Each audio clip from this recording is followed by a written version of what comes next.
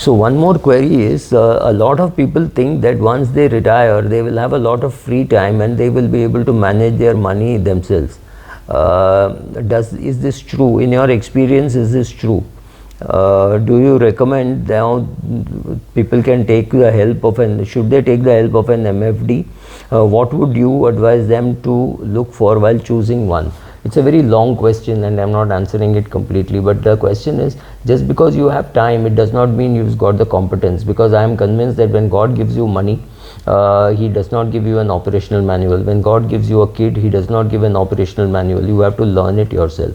If you have all your life, if you have not done money, it is very important for you to seek advice from somebody. Could be an RIA, could be an MFD, or you could sit and learn. There is nothing wrong. But the question is, this amazing industry called mutual funds has created fantastic amount of wealth for many people who understand how it is to be done with the help of an advisor or without the help of an advisor, and it has ruined many people who have no clue why they came in and why they went out. Let's take a very simple example. Multi-asset fund is something which you would have heard.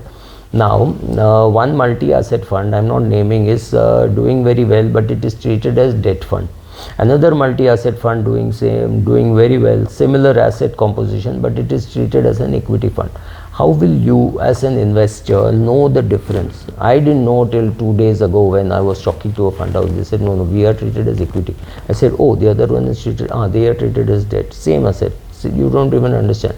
The nomenclature that we have created in the mutual fund industry ensures that you just can't understand that everything that is created, right? So hybrid aggressive equity fund or a balanced fund or a balanced advantage fund, to you, how will you know what is the distinction? I have no clue what is the difference between a balanced fund and a balanced advantage fund, but we have all that nomenclature. So do you need an advisor? That is for you to decide. But an advisor is not just picking fund. The advisor also holds your hand during bad times when you are panicking, or maybe to help you redeem, help you invest and all those things, and help you in case there is a death in the family and share and the units have to be transferred to the nominee or the second holder or things like that, right? So all that work is what an investment advisor or MFD does. The question is, can you do it yourself? Are you capable of doing it yourself?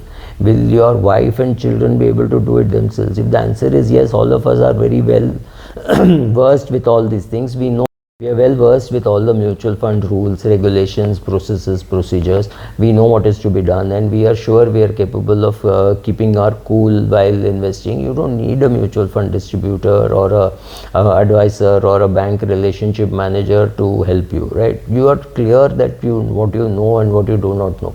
You are clear that you have enough discipline not to panic during bad times.